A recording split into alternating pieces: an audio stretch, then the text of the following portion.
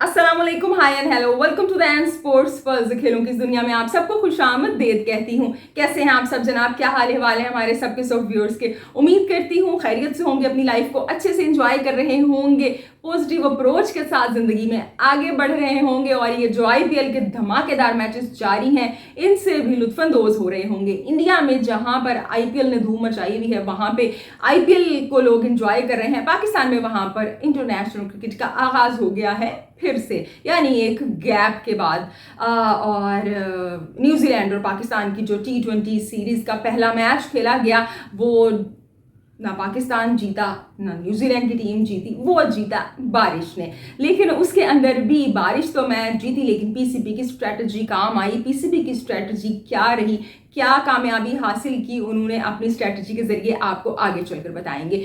मोहसिन नकवी के कहने को जिन्होंने ये कहा था कि भाई मैं एज ए मैनेजरियल लेवल पर काम करूंगा और मेरा ये जो सिलेक्शन है और ये जो मैचेस हैं, क्रिकेट है, इससे कोई लेना देना नहीं है। सिलेक्शन कमेटी बना दी है, ये फैसले करेंगे। लेकिन not the Najam Sethi. Actually इतनी तब्दीलियां हो गई हैं ना कुछ अरसे में पीसीबी के अंदर कि एक लम्हे को वो लगता है कि नजम सेठी और वो ज़का अशरफ, रमीज़ राजा के अंदर बाज़ इंसान कंफ्यूज हो जाता है। लेकिन अब तो खैर भाई मोहसिन नकवी हैं, तो मोहसिन नकवी ने कहने को तो कह दिया था कि भाई मेरा कोई लेना देना नहीं है, लेकिन वो अपने आप को रोक नहीं पा रहे हैं। किसी ना किसी तरह वो इन मामलात में इंटरफेयर कर रहे हैं।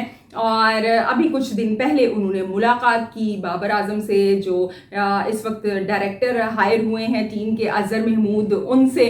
और उसके अंदर ये डिस्कस किया गया कि जो आगे आने वाली सीरीज है उसके लिए क्या प्लानिंग है। तो इस हवाले से बात करेंगे कि मोहसिन नकवी आखिर सोच क्या रहे हैं, क्या करना है भाई उन्होंने। एक तरफ हो जाएं, क्योंकि मेरे ख्याल से एक तो चेयरमैन और ऊपर से ऐसा चेयरमैन कि जिसका क्रिकेटिंग का कोई बैकग्राउंड नहीं है, वो इस तरह से उछल उछल के इन मामलात में क्रिकेटिंग के इंटरफेयर करेगा तो फिर भाई आपको बातें तो सुननी पड़ेंगी। क्रिटिसिज्म के लिए तैयार हो जाएं वो, फिर अगर कुछ आगे पीछे हो जाता है तो, जो कि पाकिस्तानी क्रिकेट में हो ही जाता है। सो जिस हवाले से बात करेंगे, और हफीज़ की भी बड़ी स्टेटमेंट सामने आ रही हैं और वो बिल्कुल खुश नहीं है बाबर आजम से, कैप्टनसी से, कुछ फैसलों से।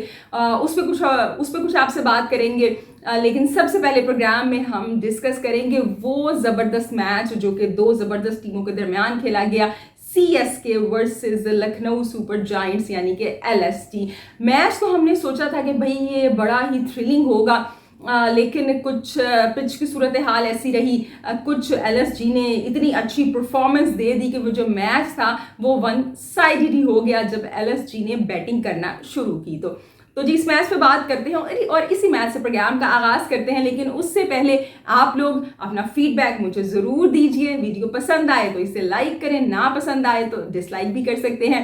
अपने कमेंट्स ज़रूर करें, क्योंकि जो आपके कमेंट्स हैं, जो आपका फीडबैक है, ये क्या करते हैं ना, ग्लूकोज का काम करता है, ये बड़ी एनर्जी देता है। सो ये एनर्जी आप बिल्कुल देते रहिए।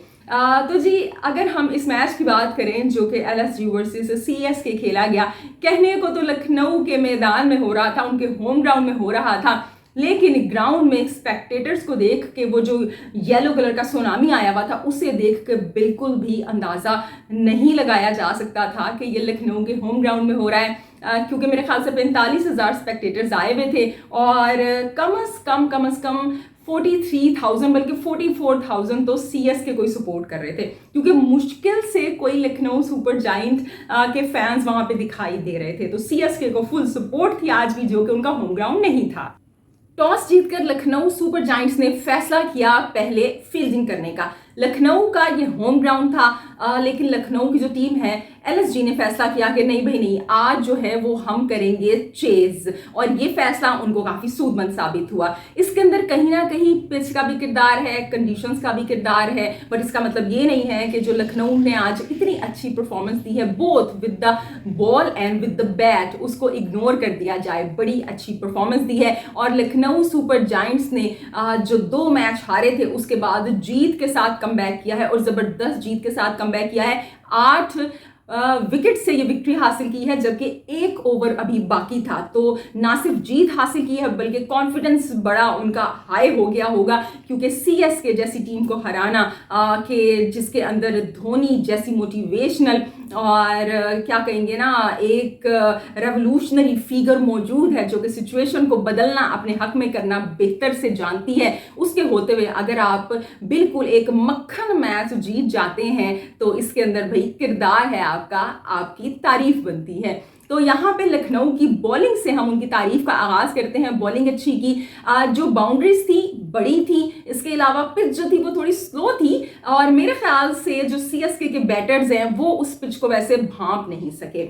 ये पिच ऐसी नहीं थी कि जहां पर आप आते ही शॉट्स लगाना शुरू कर दें और जो आपका स्कोर है वो 200 या 250 हो जाए। इसके अंदर टेक्निक बेहद ज़रूरी थी, रुक के खेलना था आपको, फिर आपको शॉट्स लगानी थी। और अजिंक्य को हम देख रहे हैं कि लास्ट मैच से वो ओपन कर रहे हैं, सो आज भी वो ओपन करने के लिए आए, अच्छा खेल रहे थे। बाकी के जो बैटर्स हैं, हम टीम के कैप्टन की बात करें या रचिन की बात करें, वो जल्दी आउट हो गए, लेकिन अजिंक्य क्रीज पे मौजूद थे। लेकिन अजिंक्य के साथ ये मसला हो रहा है कि वो स्पिनर के हाथों जो है शिकार हो जाते हैं। आज भी वो जनाब स्पिनर का ही शिकार हुए और आउट हो गए। शिवम दुबे जो कि मेरे ख्याल से आईपीएल के, बल्कि मैं कहूंगी T20 के कामयाब तरीन बल्लेबाज हैं, क्योंकि चाहे आप उनका इंटरनेशनल क्रिकेट का रिकॉर्ड उठा के देख लें या आप आईपीएल का रिकॉर्ड उठा के देख लें, रीसेंट रिकॉर्ड, वो नॉट आउट रहते हैं। और आज जब उनसे उम्मीद थी कि भाई इस मुश्किल में वो कुछ खेलेंगे तो वो नहीं कर सके, जल्दी आउट हो गए। तो जी विकेट्स गिर रही थी और मेरे ख्याल से 90 पर 5 खिलाड़ी आउट हो चुके थे। टीम जो थी मुश्किल में थी। जडेजा ने आके जहाँ पे हाफ सेंचुरी की, नॉट आउट रहे, उससे यकीनन टीम को संभाला दिया। छोटी छोटी कैमियोज हमने देखी लेकिन कोई बड़ी पार्टनरशिप नहीं लग सकी। मोइन अली ने साथ दिया यहाँ पे जडेजा का, उनके साथ मिलकर जडेजा ने गेम को आगे बढ़ाया। लेकिन दूसरी जानिब से अगर हम लखनऊ की बात करें तो उनकी जानिब से बड़ी ज़बरदस्त किस्म की जो बॉलिंग थी उसका मुजाहिरा जारी था। बॉलिंग बड़ी अच्छी की, फील्डिंग अच्छी की, और केएल राहुल जो विकेट कीपिंग करते हैं वो भी कमाल करते हैं। विकेट कीपिंग भी उन्होंने बड़ी लाजवाब की, बड़ी ज़बरदस्त विकेट कीपिंग की। सोचिए धोनी एक ऐसा नाम है कि उनका इंतज़ार रहता है कि वो कब आएंगे और कब आते साथ ही छा जाएंगे। आज जैसे कि हमने पहले भी कहा कि भाई लखनऊ का होम ग्राउंड, लेकिन इतनी बड़ी तादाद में जो स्पेक्टेटर्स हैं उनको सपोर्ट कर रहे थे, धोनी को सपोर्ट कर रहे थे, उनकी टीम को सपोर्ट कर रहे थे, कि लखनऊ को भी इनसिक्योरिटी हो रही होगी कि ये क्या हो रहा है। लेकिन मेरे ख्याल से उन्होंने इसको चैलेंज समझा और इसमें फिर खरा भी उतरे वो इस चैलेंज में। धोनी आए, जबकि मेरे ख्याल से 2 ओवर पहले वो आए थे और आते साथ ही उन्होंने वही जो वो करते हैं भाई, मार धाड़ उनका सिलसिला शुरू किया। यहाँ पे मैं एक बात कहना चाहूँगी, कोहली की लोग बड़ी तारीफ करते हैं, आप भी तारीफ करते हैं, हम भी तारीफ करते हैं भाई, कि उनकी गेम तो अच्छी है ही है, लेकिन उसके साथ साथ वो जो फिटनेस को उन्होंने मेंटेन रखा हुआ है उसकी बड़ी तारीफ होती है। लेकिन अगर हम धोनी को देखें तो धोनी की फिटनेस लाजवाब है। कोहली अगर फिटनेस मेंटेन किए हुए हैं तो मेरे ख्याल से ये उनकी जॉब का हिस्सा है, क्योंकि इंटरनेशनल प्लेयर हैं, बीसीसीआई के कॉन्ट्रैक्ट में हैं, तो इसके अंदर उस फिटनेस को मेंटेन रखना उनकी जिम्मेदारी भी बनती है। लेकिन धोनी जो कि रिटायर हो चुके हैं, सिर्फ आईपीएल खेलते हैं, और उसके अंदर आप उनकी फिटनेस देखें तो वो एक मिसाली फिटनेस है। जिस तरह से हमने इस मैच में भी देखा, उन्होंने शॉट्स तो लगाई, छक्का भी लगाया, चौका भी लगाया, लेकिन वो जो उन्होंने रनिंग बिटवीन द विकेट्स की है, जिस तरह से उन्होंने सिंगल्स को डबल्स में कन्वर्ट किया है, वो लाजवाब है। एक इंसान के जो कि 42 ईयर्स का है और वो इस लेवल की बैटिंग कर रहा है, इस तरह से दौड़ रहा है और इतनी अच्छी विकेट कीपिंग कर रहा है, तो भाई बात है उसके अंदर, दम है उसके अंदर। और ये धोनी ही थे कि उन्होंने फिर से एक अहम रोल अदा किया। 300 के स्ट्राइक रेट से खेला भाई, 9 गेंदों के ऊपर 28 रन उन्होंने बनाए और जो टीम का स्कोर था उसको 176 पे लेके गए। ये वो ऐसा स्कोर था कि तब ऐसा फील हुआ कि भाई डिफेंडेबल, के मतलब अब ना फाइटेबल स्कोर है। कुछ ना कुछ फाइट पुट करेगी टीम। लेकिन भाई जब लखनऊ की टीम बैटिंग करने आई तो ये जो 2 विकेट कीपर बैटर आए, वैसे तो इंडिया में इस वक्त जो भी हम मैच देखते हैं एक नया नाम आ जाता है विकेट कीपर बैटर का, नहीं परफॉर्म कर पा रहे। तो जितेश शर्मा परफॉर्म नहीं कर पा रहे क्योंकि वो एक ऐसा नाम है कि जिनको इंडिया देख रहा था एक फ्यूचर प्रोस्पेक्ट के तौर पर। लेकिन आप ये समझ लो उनकी फॉर्म नहीं है या बैड लक है। जो पंजाब का मैच था मुंबई के खिलाफ, उसमें भी जब मुश्किल वक्त था, जब वो प्रूव कर सकते थे वो प्रूव नहीं कर सके। और उस मैच में भी अगर किसी ने संभाला दिया तो उन्हीं दो ने दिया भाई, आशुतोष और सुशांत सिंह ने। लेकिन बहरहाल यहाँ पे हम उन 2 विकेट कीपर बैटर्स की बात कर रहे हैं जो आज के जिन्होंने लाजवाब परफॉर्मेंस दी लखनऊ की जानिब से। KL Rahul, Quinton de Kock. Power play में इस सीजन में पहली दफा ऐसा हुआ कि लखनऊ की कोई विकेट नहीं गिरी और पावर प्ले में उन्होंने 54 रन्स बनाए और बड़े अच्छे से वो इस पार्टनरशिप को आगे लेके चले। 134 की partnership in 2 wicket keeper batters के दरमियान हुई। और इसकी खास बात यह है कि आमतौर पे जो क्विंटन डी कॉक है वो अटैक करते हैं और केएल राहुल एंकर का रोल प्ले करते हैं, लेकिन आज उल्टा हो रहा था। क्विंटन डी कॉक जो थे वो एंकर का रोल प्ले कर रहे थे और दूसरी जानिब केएल राहुल अटैक कर रहे थे। 154 के स्ट्राइक रेट के साथ उन्होंने यहाँ पर 82 रन बनाए, 53 गेंदों का सामना किया और लाजवाब इनिंग खेली। और बीसीसीआई के दरवाजे पर उन्होंने नॉक नहीं किया, बैंग किया है भाई इस दफ़ा कि आई एम हेयर, मैं भी लिस्ट में हूँ। चाहे टेस्ट है, चाहे है ओडीआई या फिर है T20, केएल राहुल अपने आप को प्रूव कर रहे हैं। और मेरे ख्याल से ये काफ़ी स्ट्रॉन्ग कैंडिडेट बन चुके हैं T20 वर्ल्ड कप के लिए। बहरहाल अब आगे जाके क्या होगा ये तो वक्त के साथ पता चलेगा, लेकिन आज उन्होंने बड़ा अच्छा खेला। और एक्चुअली अगर हम इस सेकंड इनिंग की बात करें, जब लखनऊ सुपर जायंट खेल रहे थे तो कंडीशन भी चेंज हो गई थी, ड्यू आ गई थी और बल्लेबाजी के अंदर आसानी हो रही थी, बॉलिंग के अंदर मुश्किल हो रही थी। और लग ऐसे रहा था कि सीएसके के जो बल्लेबाज हैं वो भी अंडर प्रेशर आ गए थे और फील्डिंग के भी लैप्सेस हो रहे थे। तुषार देशपांडे ने एक्स्ट्रास दे दिए काफ़ी। और दीपक चहर की बात करें, इतनी अच्छी बॉलिंग नहीं कर सके। ठिकसाना ने अगेन बड़ी अच्छी बॉलिंग की। लेकिन आपको एक ऑफ कोर्स टीम वर्क की ज़रूरत होती है, बल्कि मेरे ख्याल से मैं ये कहूँगी शायद आज सीएसके का दिन नहीं था। और धोनी जो थे उनके फेस से वो लग रहा था कि वो 3-4 ओवर पहले ही समझ गए थे भाई कि ये मैच हम हारने वाले हैं, और उन्होंने इस चीज़ को एक्सेप्ट भी कर लिया था। लेकिन जो फैंस थे उनको यकीनन आज वो डिसार्ज हुए होंगे भाई कि हम ये मैच हार गए।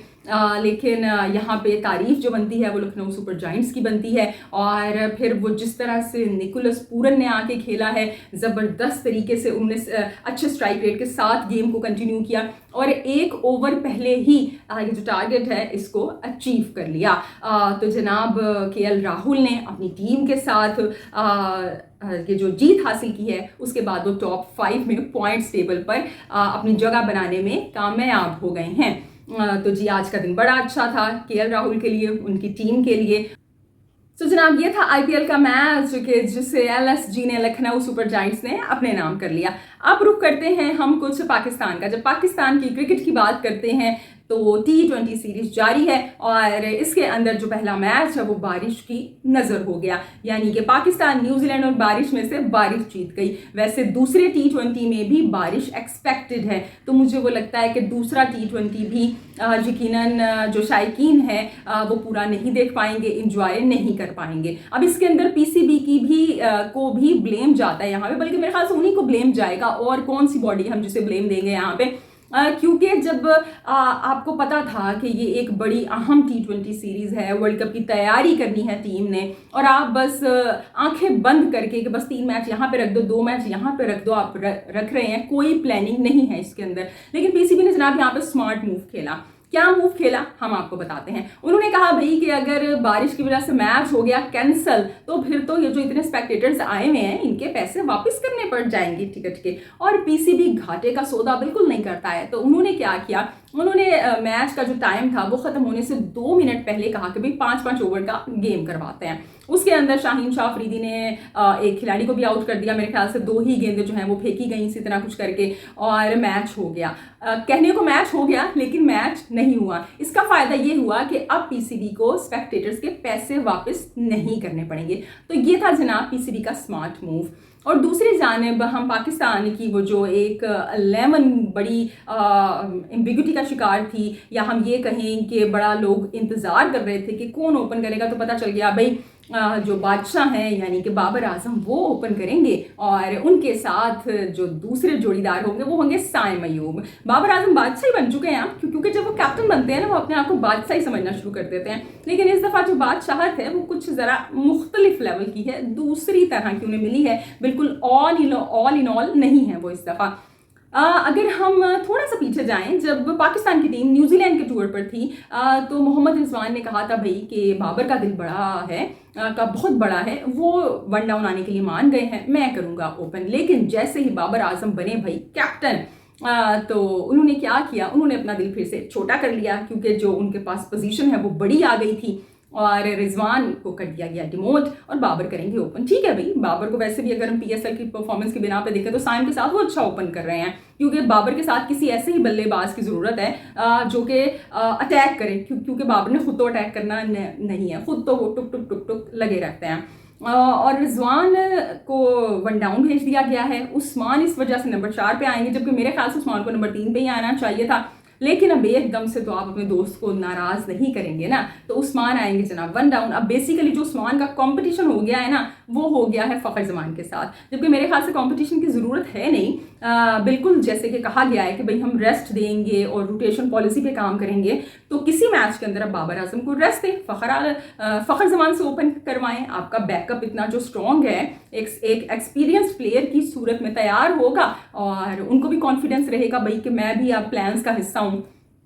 और या फिर किसी दिन उस्मान खान या साइम अयूब से ओपन करवाई जा सकती है। साहबजादा फरहान को रिजर्व में रख के टरखा दिया गया, वरना साइम से उनसे ओपन करवाई जा सकती थी। लेकिन बाबर ऐसा खतरा मोल नहीं लेंगे कि साइम तो किसी ना किसी तरह अपनी जगह बनाने में ओपनिंग के तौर पे कामयाब हो गए, ओपनिंग बल्लेबाज के तौर पे।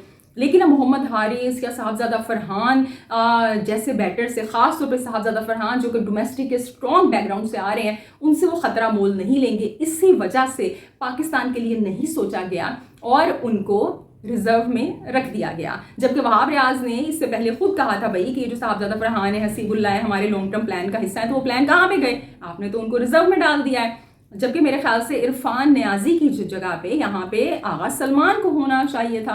वो आपको एक तो एक्सपीरियंस है, और दूसरा वो जो एक मिडल ऑर्डर का प्रॉब्लम है पाकिस्तान का, उसको किसी ना किसी हद तक रिजॉल्व कर सकते थे। लेकिन हमारे यहाँ लॉन्ग टर्म कोई नहीं सोचता, अपने लिए सोचता है। छोटे छोटे से प्लान्स बनाए जाते हैं मफाद परस्ती के तहत, और उन पर फिर अमल किया जाता है। तो ये तो जनाब कुछ क्रिकेट की कहानी है। अब दूसरे मैच में क्या होगा, तीसरे मैच में क्या होगा, ये तो वक्त के साथ पता चलेगा। बाकी जो लास्ट 2 T20 हैं वो कहाँ पे हैं? वो लाहौर में हैं, और तब बारिश की कोई फिलहाल तक पेशन गोई नहीं है। अब मोहसिन नकवी की यहाँ पे बात कर लेते हैं। तो मोहसिन नकवी ने कहा था भाई कि मेरा क्रिकेट अफेयर्स से कोई लेना देना नहीं है, मैं सिर्फ एज ए यानी कि चेयरमैन पीसीबी काम करूँगा, मैनेजरियल लेवल पे काम करूँगा।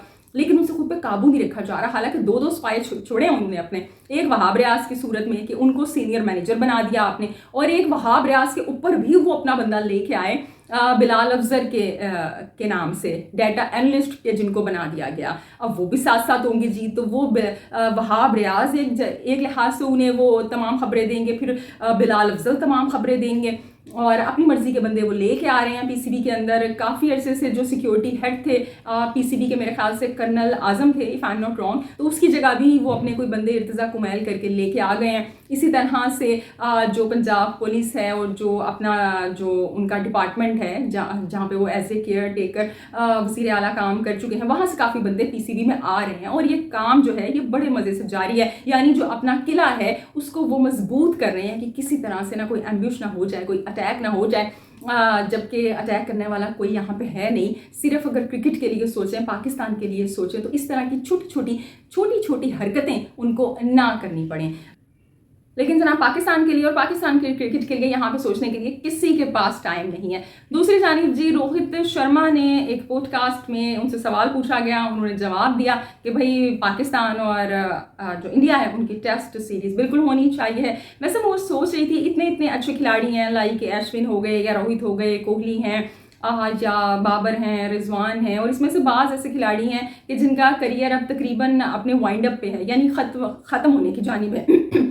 लेकिन उसके बावजूद कोई टेस्ट मैच इन दोनों मुल्कों ने नहीं खेला। इस वजह से जो खिलाड़ी हैं, ये जो इतने बड़े बड़े नाम हैं, ये एक दूसरे के मद्दे मुकाबिल टेस्ट मैच खेलने से महरूम है। अब पाकिस्तान की टीम इस काबिल तो है नहीं कि वो क्वालिफाई करके किसी तरह WTC के फाइनल में पहुंच जाए और वहाँ पे ये दोनों टीम मद्दे मुकाबिल आ जाएंगे तो आप भूल जाएं। जबकि दूसरी जानिब हम इंडिया को देखें तो कंसेक्टिव वो WTC के फाइनल खेल रहे हैं। आप जितना मर्जी उन पर क्रिटिसाइज़ कर लें कि ICC की ट्रॉफी नहीं जीती है, टीम अच्छी नहीं है, ये कैप्टन अच्छे नहीं है, वो कैप्टन अच्छे नहीं है, but they are putting there 100% और उसका रिजल्ट भी आपको मिल रहा है। ICC की ट्रॉफी नहीं जीती भाई तो कोई मसला नहीं है। कम अज़ कम टीम ये तो नहीं बता रही है ना कि हम ये मैच हारे, वो मैच हारे, वो इस तरह की लेम एक्सक्यूजेस तो नहीं वो देते हैं। कम अज़ कम रोहित शर्मा ने आके ये तो नहीं कह दिया कि क्या हो गया, हम आखिर भाई ODI वर्ल्ड कप के फाइनल में पहुंचे थे। ऑन द कॉन्ट्रेरी जितने खिलाड़ी हैं जो ODI वर्ल्ड कप हारे वो बड़े हार्ट ब्रोकन थे इंडिया के, और वो अभी तक जब इस बात का जिक्र करते हैं, उस जर्नी का जिक्र करते हैं तो ऐसे वो लगता है कि वो अभी तक उस पेन को, उस तकलीफ को फील कर रहे हैं। जबकि यहाँ पे तो अगर आपने सेमीफाइनल खेल लिया या फाइनल खेल लिया तो आप उसको कार्ड के तौर पे यूज़ कर रहे होते हैं। तुरप का पत्ता है भैया आपका कि आप उसे दिखाएं और सबको चुप करवा दें कि देखें हमने ये भी किया हुआ है, ये भी किया हुआ है। बहरहाल अगर हम टेस्ट सीरीज़ की बात करेंगे तो रोहित शर्मा की ख्वाहिश है यहाँ पे से यकीनन शाहिन शाह अफरीदी की भी होगी, बाबर आजम की भी होगी, इमाद की भी होगी, आमिर की भी होगी, लेकिन खिलाड़ियों के ख्वाहिश करने से कुछ नहीं होता। जो सरकार चाहेगी वो होगा, चाहे वो पाकिस्तान की है चाहे वो इंडिया की है। फिलहाल तो जनाब हम ये चाहेंगे कि पाकिस्तान कम से कम इस काबिल हो जाए हमारा PCB कि वो ये जो चैम्पियंस ट्रॉफी है इसे होस्ट कर ले और जो टीम इंडिया है वो यहाँ पे आए और अच्छे से हम जनाब आपस में मैच खेलें, एंजॉय करें। तो जी ये था आज का प्रोग्राम। अब आप लोगों से कल मुलाकात होगी। अपना ढेर सारा ख्याल रखिएगा, हंसते मुस्कुराते रहिएगा क्योंकि आप मुस्कुराते हुए बहुत अच्छे लगते हैं। अल्लाह निगहबान।